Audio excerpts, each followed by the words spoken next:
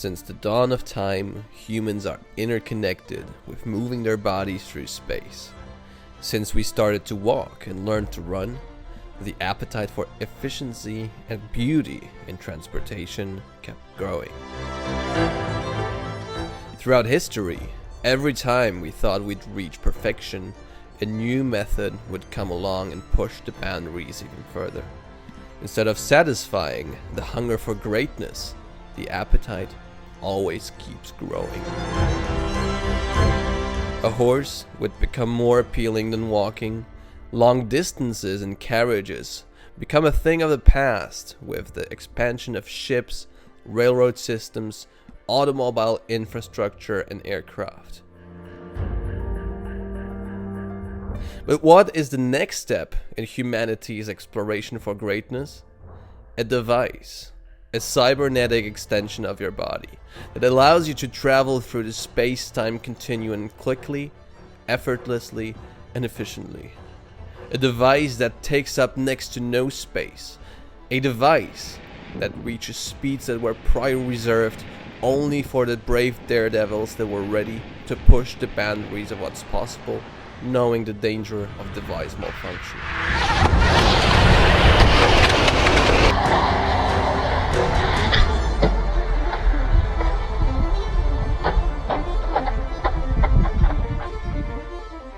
This device is different.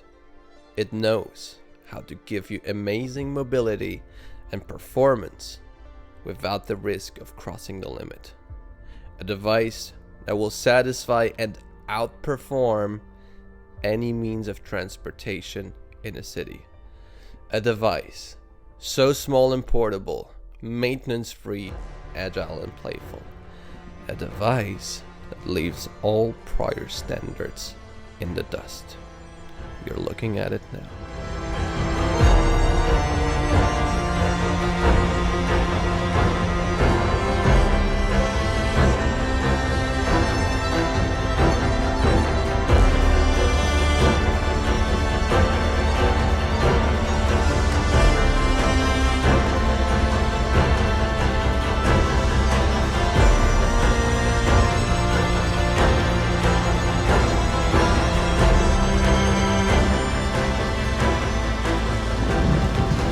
Hi, and welcome to Wrong Way.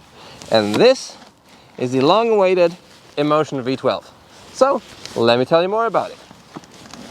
Wrong Way. And right away, big thanks to InMotion and my eWheel for providing me this wheel for testing purposes. I'm very happy that I have already spent a couple of weeks with this wheel before I show you the review. Right, so let's just get into it. Finally, we have a wheel by InMotion, which is actually fast. So let's talk specs really quick. 1750 watt-hour capacity, a 2.5 kilowatt motor, which isn't hollow bore. So I put a classic motor setup here, like the MSPs, like the MSXs. It's a 100-volt wheel, top speed around 70 kilometers an hour. And yeah, the motor peaks around 5 kilowatts. Pretty beefy specs when it comes to a InMotion wheel, but is it any fast? And I have to tell you that yes, in fact it is. Here is a 0 to 60 kilometer an hour time for you guys, and definitely I could improve on that time, but this is the best I could get with my familiarity with this wheel.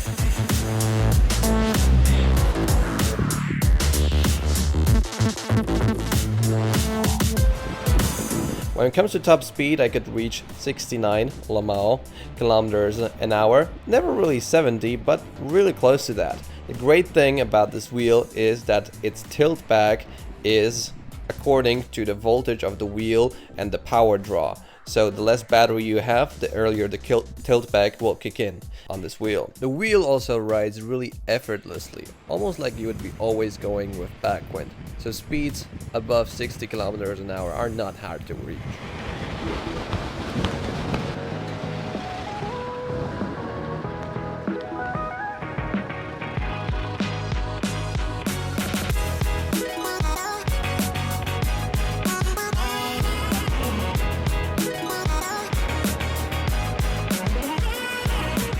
since I had it, which is around, yeah, here's a display by the way, 320 kilometers ago, I found out that it's really zippy.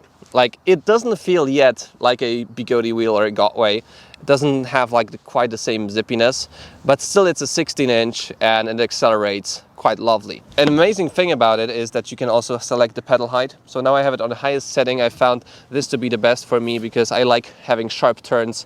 I don't like scraping pedals, but you will get quite a bit of wobbles on this one because most of the weight is on top, and you will get less wobbles if you have the pedals down low, but still I would consider this to be a wheel that takes some getting used to, and you will need to hold on tight to it in order not to get much wobbles, and maybe even get some Sai Pads on it. I wouldn't call this the most stable on the wheel. 60 on a Sherman feels better than on the V12. Moving back to the performance, I also tested the hill climb possibilities of this wheel, and to my surprise, actually not that good. I didn't test even 30 degrees because I thought for sure it will do it, but I tested 35 degrees, and whilst the first attempt was pretty good, the next attempts were a bit struggling. I feel like it has a software function to prevent too high amperage draw from the wheel, which is good.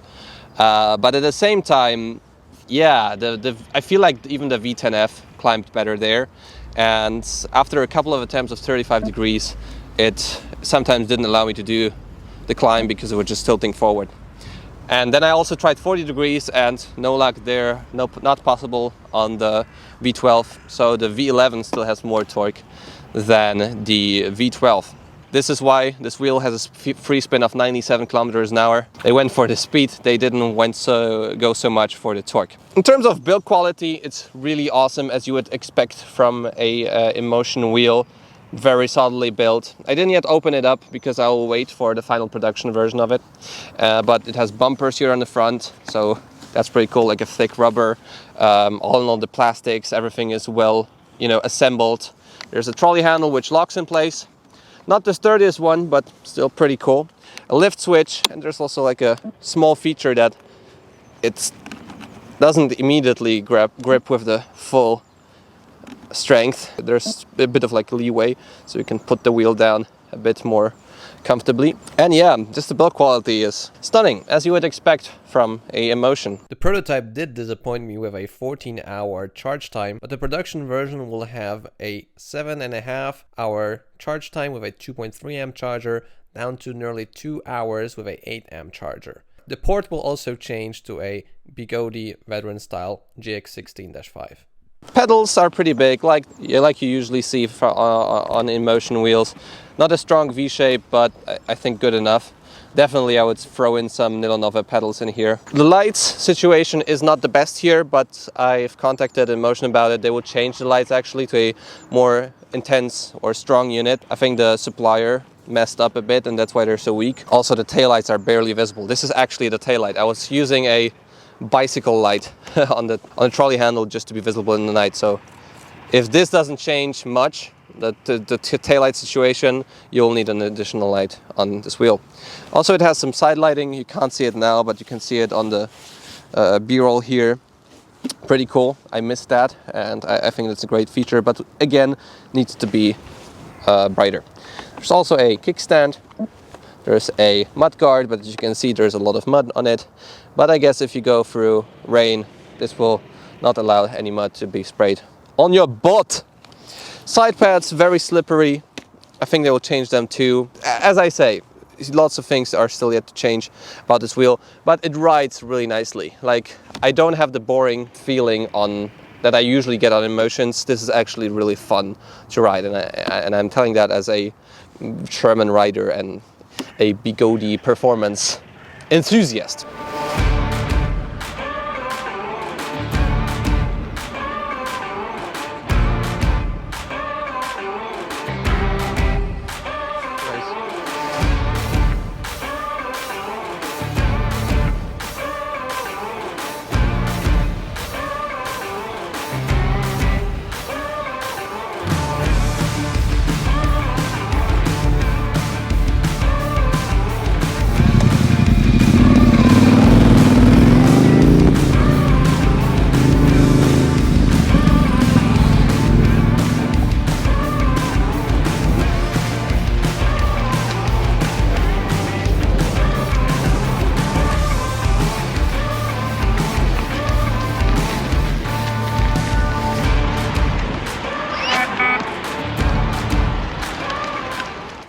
Button is here on the top. There's also the screen, which shows you a lot of features, shows you the speed, some stats.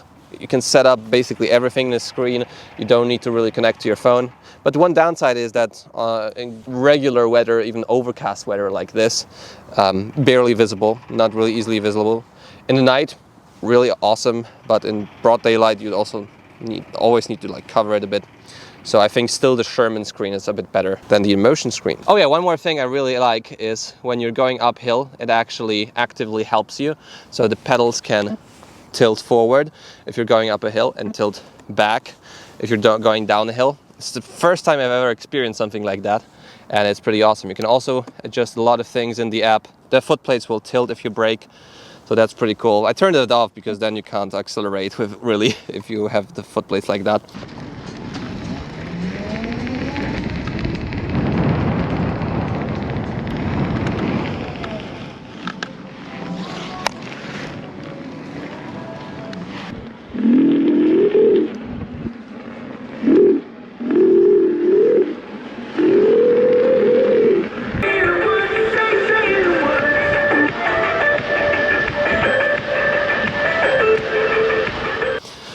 But yeah, I really like the function that when you're going uphill, it makes it actually actively easier because it tilts a bit forward when you go up a hill. So in total, the question is, what did InMotion achieve here compared to, for example, a Nikola, which was released 1.5 years ago, Nikola Plus 100 volt? And the answer is they achieved a higher top speed and also a safer top speed with the adjustable tilt back according to your battery voltage. This is also a safer wheel, I think a bit better assembled wheel, but in terms of waterproofing, well, this is rated, this is not, but this is also pretty good. In terms of zippiness, it feels heavier than the Nikola. The Nikola still feels like a nimbler wheel. It weighs much more, 30 kilograms, 25 here. It has the adjustable pedal hangers. I guess it will have better lighting, but we'll see about that. Yeah, I gotta tell you that in the end, probably the price will decide what you will buy. So this will be an important question. Definitely the safer choice is the V12, more modern choice. With this range, which is around 63 kilometers down to 10%, so around 70 kilometers, very similar to the Nikola Plus. I guess InMotion catched up to Guads from 1.5 years ago, but they surpassed Guads in terms of safety by a big margin, and I think that is the goal of InMotion here, to have a wheel that is fast, but it's also safe. All right, so with that said, I think that's it for the V12 review. And if you're still here, leave a like on the video, subscribe to see more content like this. I'll see you in the next video. See you soon.